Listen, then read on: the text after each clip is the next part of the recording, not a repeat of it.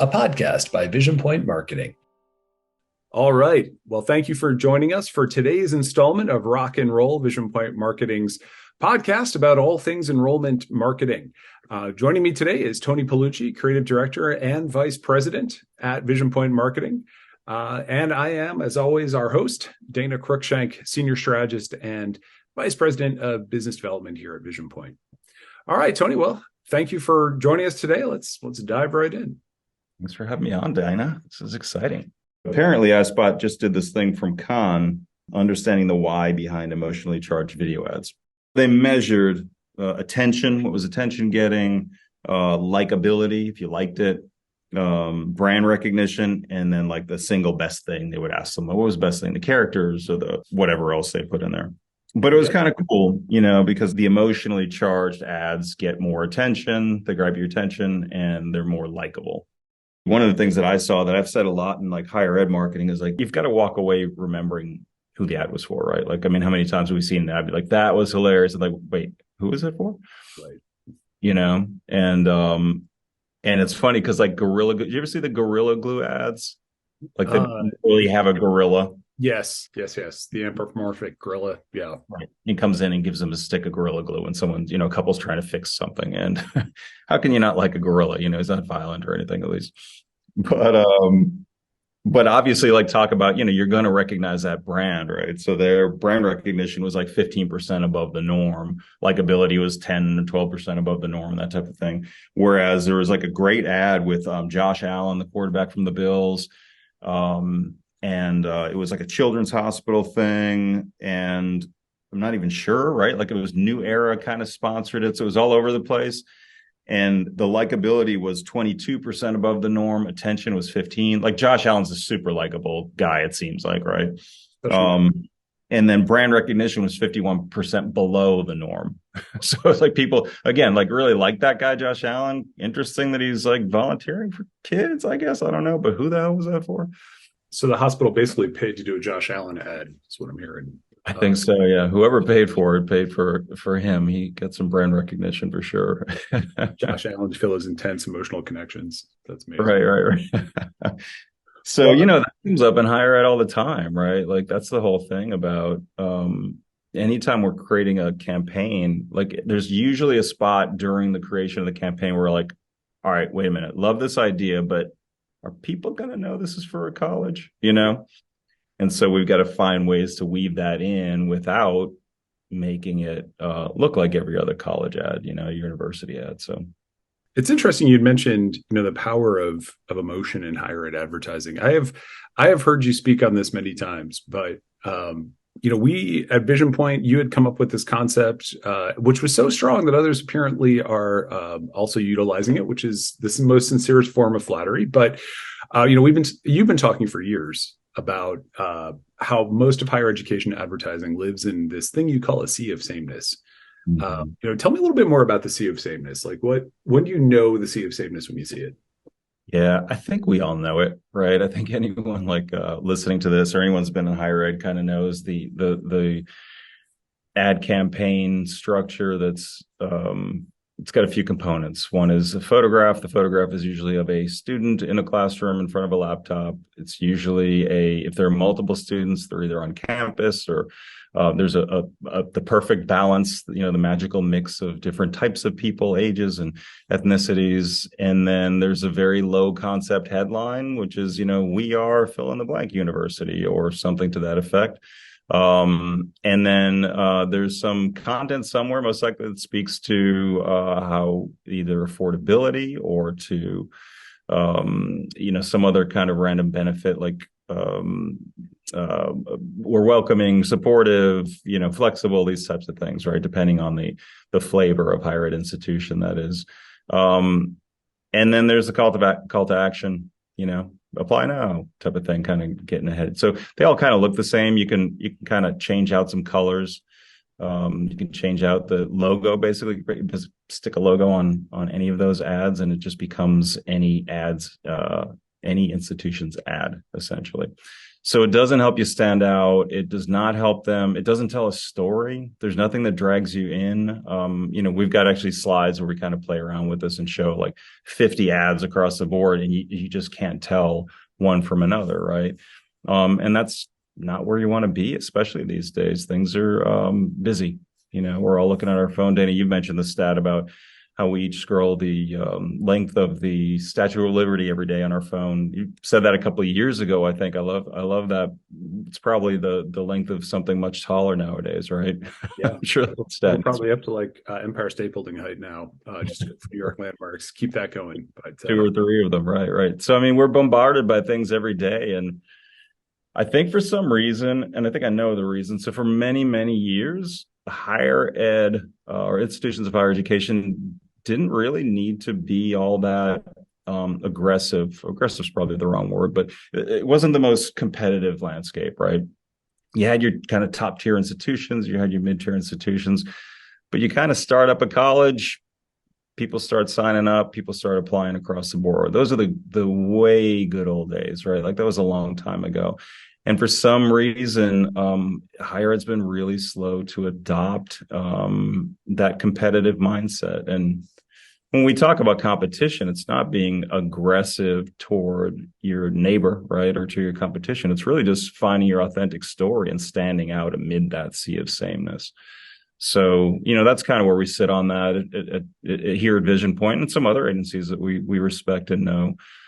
We try to go beyond that. Those basics of flexibility, affordability, great faculty, those kind of speaking notes, if you will, that most institutions of higher ed have. We are transformative. We'll change your life. We will help you get a career. Those are all important. Like you need to speak to those things, right? Those are the benefits that people are looking for, but you need to tell that story in a way that's authentic to who you are as an institution. And you need to tell that story in a way that's going to connect with your right fit students, right? There's no one size fits all across the board. So it's kind of where we stand on that. That makes sense. I've also heard you talk quite a bit about just the importance of emotion in advertising. You talk a little bit more about that, because I know there's this is where we start getting into neuroscience and some other really kind of exciting. Yeah. No, I love this. We can take up the whole entire podcast on this thing, but I won't. There's all types of studies and data. We quote this Nielsen study that was, I think, from 2019. We quoted quite a bit that shows that the success of a sale in advertising kind of breaks down into different components. You've got brand recognition, you've got reach, you've got creative, and some other factors in there. Well, the success of that sale, 46% of the success of that sale is dependent on creative, followed by brand recognition, which is a 22%. And reach, I think that's only about 9%. I could have those wrong, but it's something like that. So there's a huge weight put on creative, right? Like this whole thing of getting your attention and connecting with an audience. Isn't that just amazing? I mean, that if you think of the one lever that could make the difference about whether or not your campaigns really break through that sea of sameness, really stand out in that Statue of Liberty size scroll, the one lever that's going to have the most impact is creative. And yet it's the one that higher ed seems to struggle with quite a bit. Yeah. And the irony, Dana, is like higher ed's got probably the most compelling emotional story out of almost any industry, right? You think about healthcare or other things that are, impact the world. Like what, I don't know. And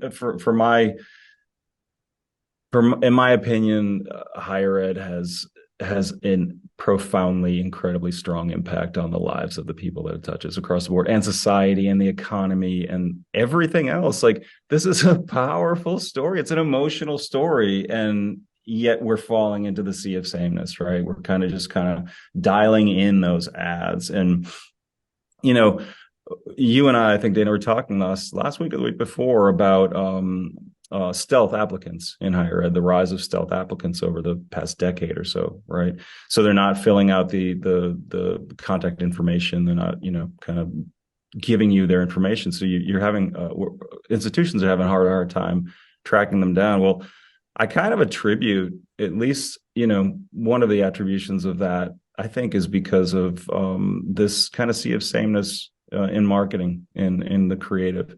And I'll tell you why. I think that, if I'm someone out there, adult learner coming back to school, 17-year-old in high school, whomever, across the board, an influencer, a parent, someone you're trying to, raise money with.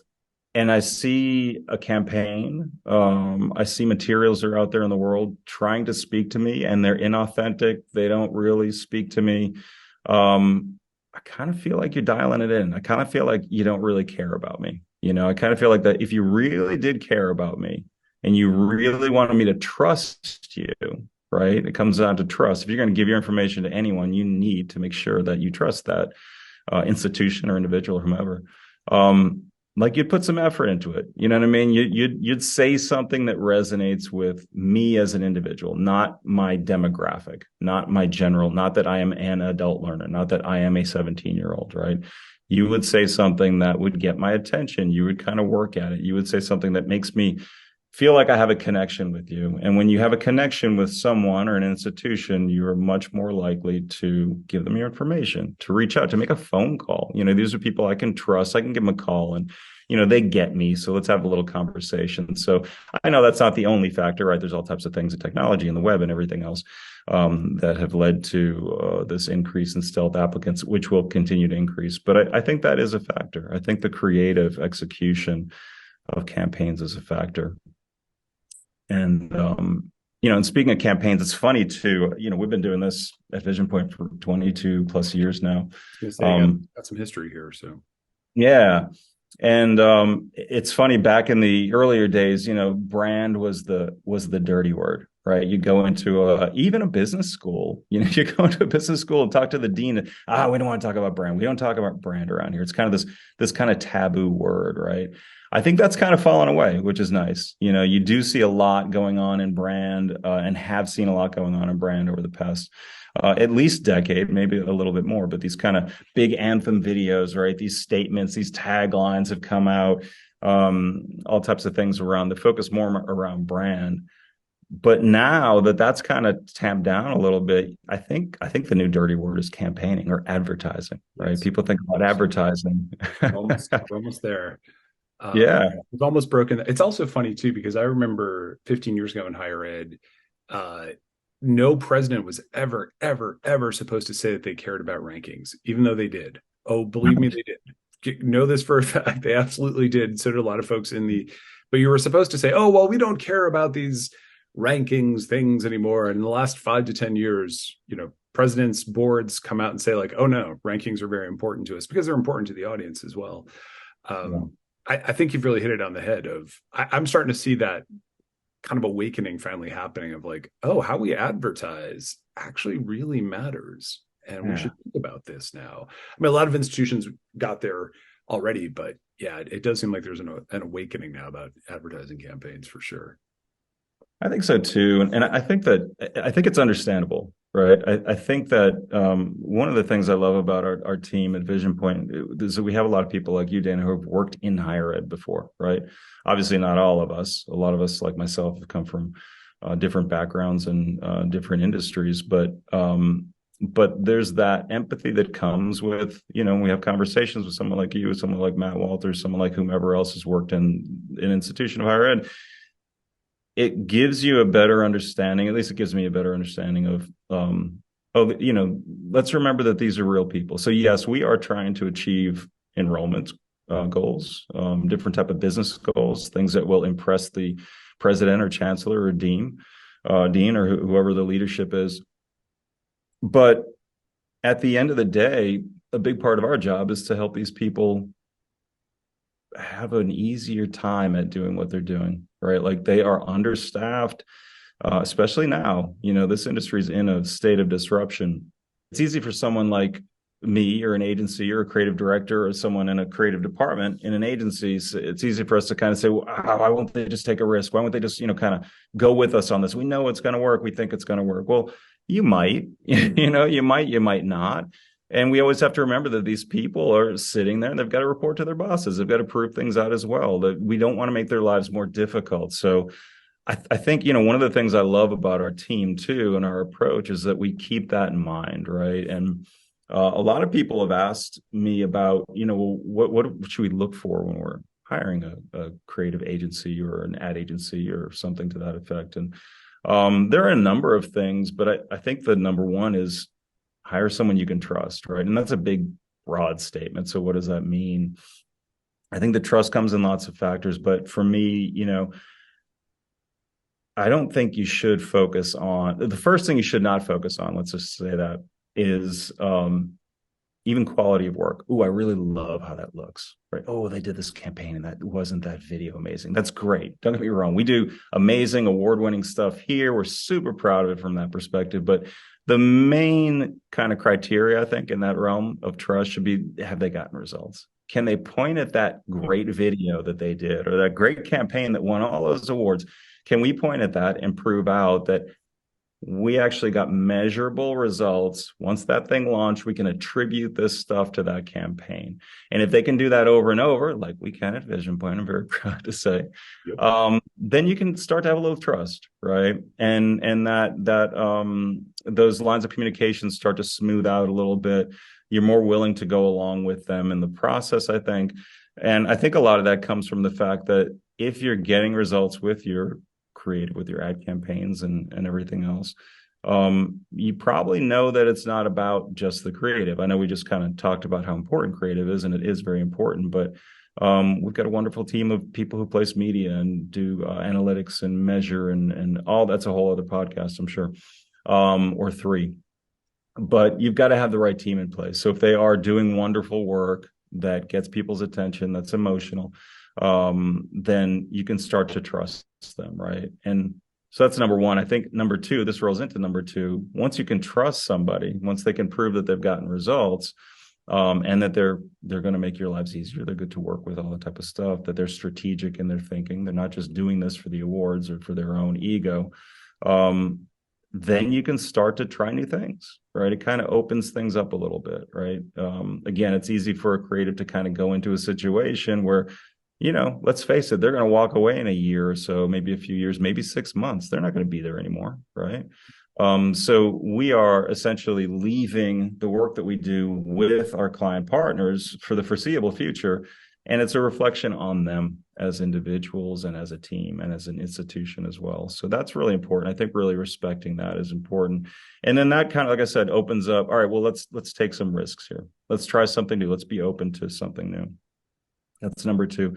I think right now in the realm of higher education, we all know it's in a state of flux. There's huge disruption across the board. People don't trust higher ed institutions anymore for the large part. They're too expensive. They're this, they're that. The audience is changing drastically. There's a lot going on, right? And our world is to AI. We could go down the list, right? But higher ed's not matching that. They're not saying that we get it, we're in this world, so they're not being disruptive. And when I talk about things like emotion and advertising, I'm not saying you need to make people cry or you need to have them fall on the floor laughing, right? Like, that's great. Those are important emotions.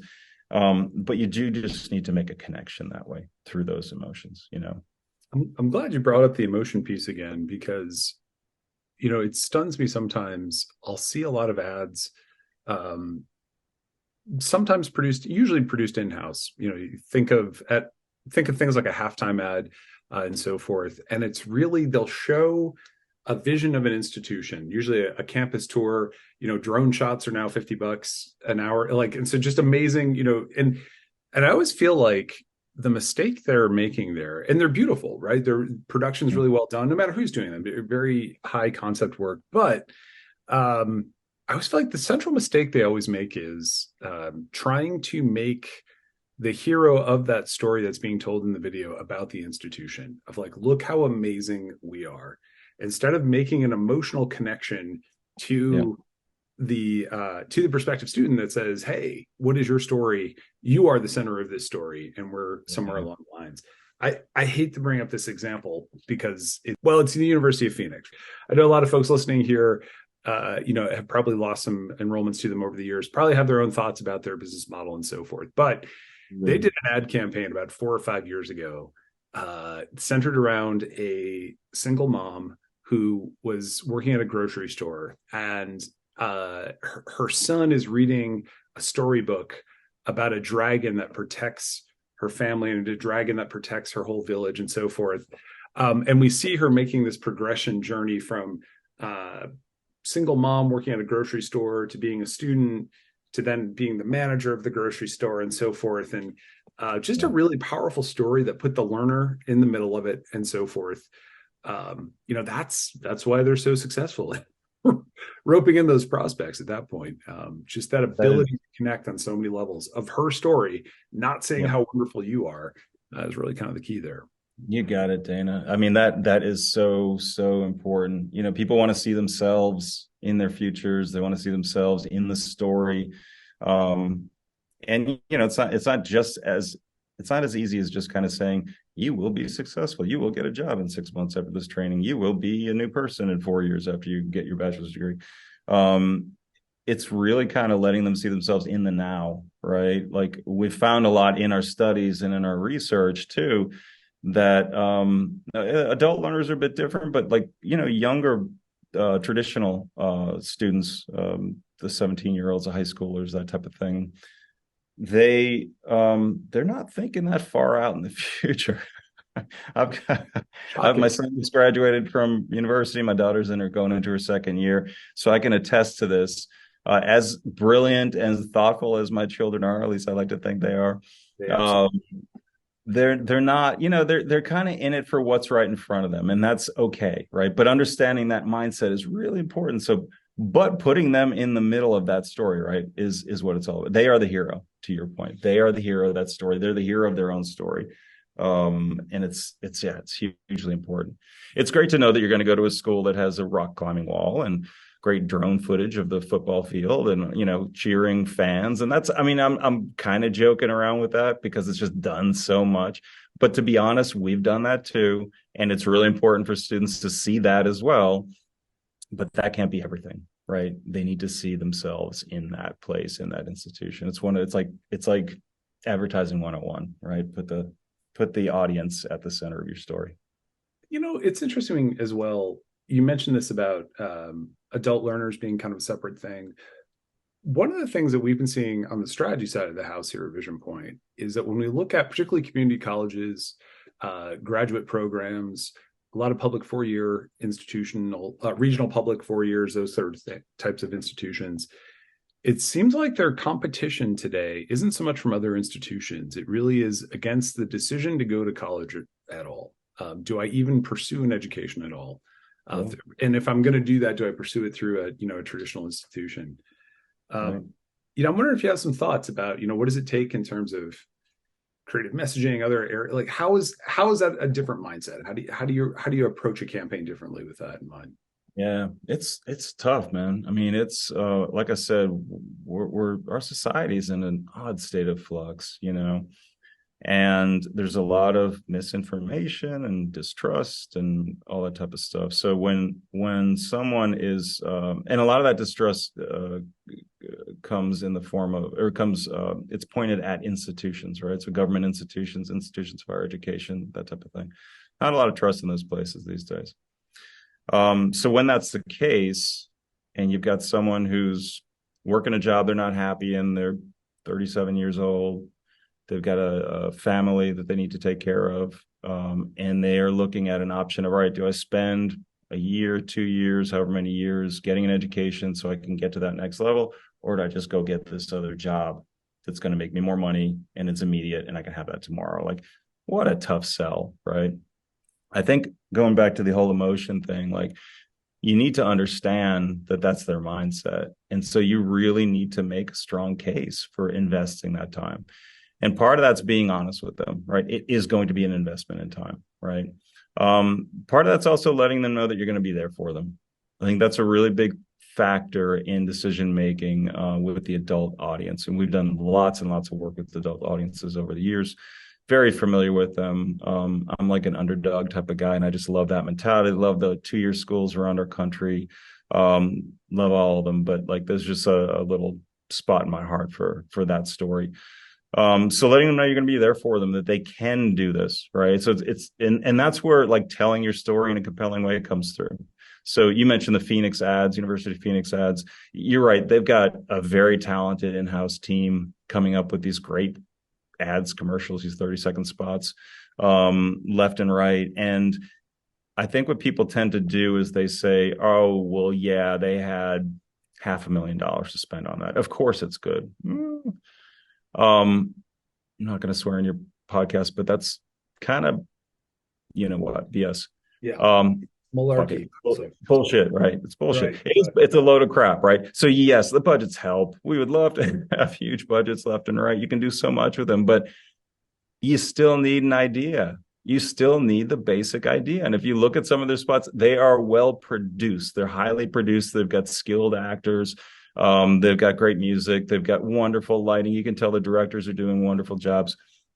So yeah, all that counts. All that's really important. But you can also do that with a lot less. They've got wonderful ideas, you know, so tying into telling that story of something like either affordability and or support. We're going to be there for you. You can do this, but telling that in a way that's not literally saying you can do this and we have support for you. You know, we've got people sitting here that will support you. Like, that's okay. That's great. You need to know that, but telling that in a way that really draws them in and makes that connection is going to help entice them to trust you. Again, coming back to trust. That makes perfect sense. Well, I guess also, you know, you mentioned there about having kind of a love of the underdog and so forth. I'm wondering if you could tell us a little bit about your background. I know you have a strong love for the underdog, and I know your story, and it's an impressive one. So I'm wondering if you could, you know, just give us a little sense of how you got here today. Yeah, I'm not sure how impressive it is, but I'm another privileged guy in this wonderful country who's had a lot of opportunities. I grew up in, shout out to Brockton, Massachusetts. If you know anything about boxing, it's home to Rocky Marciano and Marvin Hagler, world champion boxers. It's a tough town. I always tell people it's, if you've seen Good Will Hunting, it's like that. You know, that's how my brothers and I grew up. There's 4 of us in my family, 4 boys. And we grew up fighting on the streets. There's a lot of physical violence. And I'm not proud of that, but it's what you're born into. And it's just kind of what you get used to. And it's what you do. And it was very myopic. You know, the town was all about the town. You'd be shocked at how many people from my town back then never even went to Boston for a day trip, which is 30 minutes away, you know? And, you know, let's just say Brockton's not a hot spot for philosophical conversation or deep thought. And I'm joking. There are believe me, a lot of great, smart people, wonderful people in Brockton. So I'm kind of poking fun at my own town because I can do that. But more pugnacious than loquacious, we'll say. Yeah, that might be their town tagline. But I was very fortunate to have a wonderful public school education. One of the things about Massachusetts is it tends to fund its public school education really well. And I had, as most people in this country do, had access to just wonderful teachers, you know, people who guided me through. And I had the love and support of my mom and my dad as well. You know, I grew up in a family of, blue collar. My brothers all work on cars. I worked on cars, built houses, that type of thing. My dad delivered bread every day in a bread truck. Got up at 3 a.m. and did that every single day. My mom worked hard at the local school. So a lot of hard workers, but again, lots of support from educators, art school teachers, and every other teacher I had, pretty much. So I think that's where my love of education comes from. You know, I've seen the impact. I've looked back on things that I've written in the past, embarrassed by some of those things, and that tells me that I've grown, you know, which I'm proud of, but very different mindset, you know, so that allowed me to kind of go to college, meet all those people I met, meet more wonderful people who helped me out, and I've had a lot of help along the way. So, yeah, it's a little bit about my background. Well, that's great. I know somewhere along the line there was what we used to call Anderson Consulting, which became Accenture. Mm-hmm. Accenture. Yeah, I know you were kind of a big deal there back in the day, which is kind of fun. And also that you founded or co-founded an advertising agency in Puerto Rico, right? Does it work? I did. Yeah, I did. After I got out of college, I met so many people from a great international crowd, great friends from Dublin and Nigeria and Greece and all the Latin American countries, South America, Central America. And so I went down to Puerto Rico and started one of the first interactive agencies. These are back in the day when we were just getting into touchscreen kiosks and CD-ROMs and that type of thing. So it was exciting. We kind of brought that to that part of the world, into parts of Spain and South America where a lot of our clients. And I started my first agency down there, and then went back to Boston for a bit, worked again with wonderful people, and then got asked to come out and start the West Coast practice of what was at the time Anderson Consulting. This is in the dot-com boom days in San Francisco. So I led that West Coast, was on the global leadership team, which was, again, I didn't deserve any of this. You know what I mean? I was a 29-year-old guy who just was a creative guy and surrounded by just the best. At least I'm not that smart, but I'm smart enough to know when I'm surrounded by people who are much smarter than me, and I'm smart enough to know to learn from them. So I was very fortunate in that. I was surrounded by amazing people. So yeah, great experience. And then went down to Miami after that, restarted my agency, and then came to VisionPoint 17 years ago and have not looked back. Wow. First of all, I've worked with you for 5.5 years. You're a pretty smart guy all the way through. But I'll take it. One of the things that I want to dig into a little bit there and maybe even correct you a little bit on, because here's the thing, like there's some contradictions in your story of, you're telling me of how you grew up in this, kind of blue collar environment. Dad's getting up at 3 a.m. every day to deliver bread. You and your brothers are working all the way through school and so forth. I wonder to what extent, when Anderson Consulting is looking to tap someone to found that, is it that work ethic that you learned in those situations that maybe somebody from a less privileged background wouldn't have had? Maybe was expecting those opportunities to be handed to them, whereas maybe you had the work ethic in place that was going to bring, because there are so many creative people out there, so many smart people with great ideas out there, but not a lot of them get that opportunity to put it forward. So yeah. No, like I said, it was a blessing. I got to live out in San Francisco. I got to travel the country and the world. Got to again work with wonderful people. We kind of came up with it. It was like us, Razorfish, like those guys back in the day when we were all figuring out interactivity and kind of in a while. Yeah, right. Yeah, and it was neat. We'd meet with those folks. I had this wonderful woman who worked at Razorfish down the road, and got together every once in a while and shared stories. And we were figuring out like what information architecture was, and use cases and all this stuff. It was really neat. I was just very fortunate, And it's funny because like that was a revolutionary time, right? The whole .com boom thing. The world was never different after that.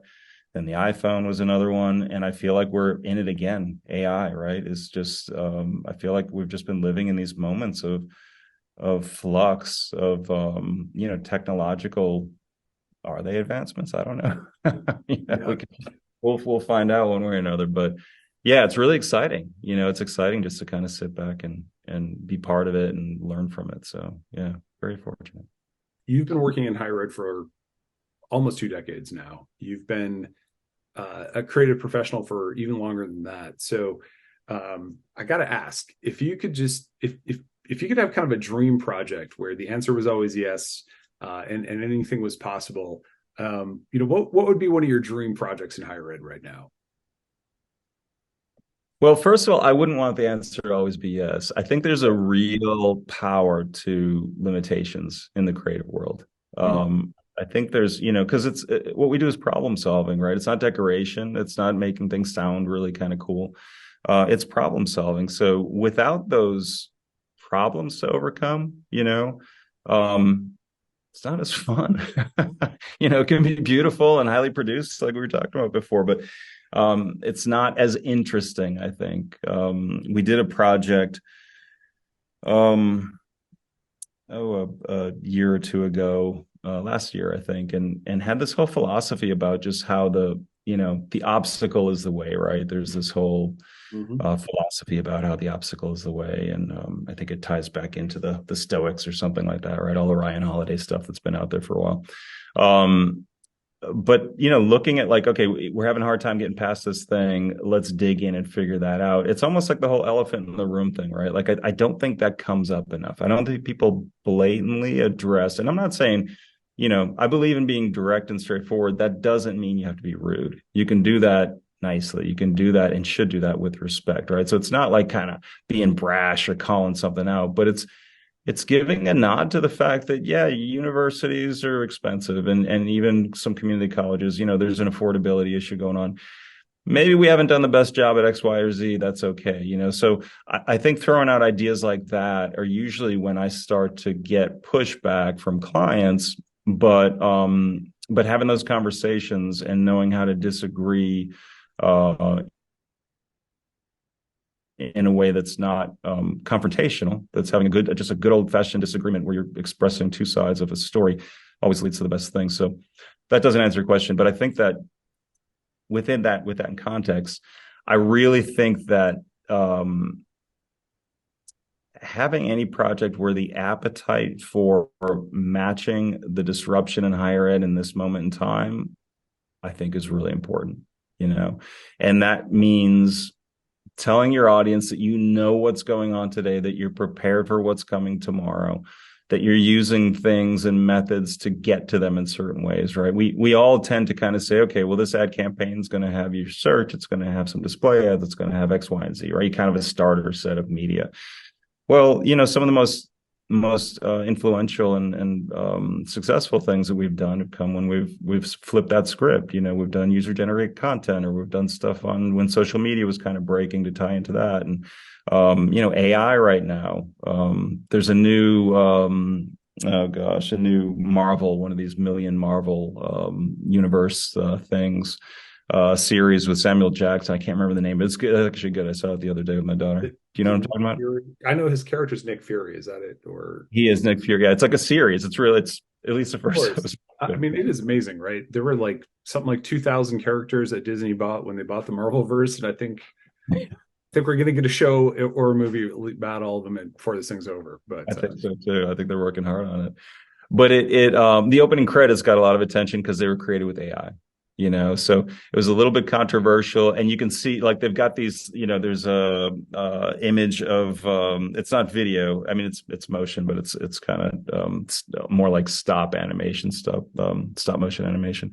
But it's Samuel L. Jackson. You can tell it's his face, but you can also tell that it's got that wonky AI thing going on, right? So they kind of embrace the weirdness, right? And I think that's kind of interesting and fun, and it lets people know that, oh, they're with us today, like they know what's going on, and that starts to help break that perception that a lot of people have that either community colleges just aren't with it, right, or they're like 13th grade. I hate to say that because I believe exactly the opposite, but we know that's out there, right? Elephant in the room.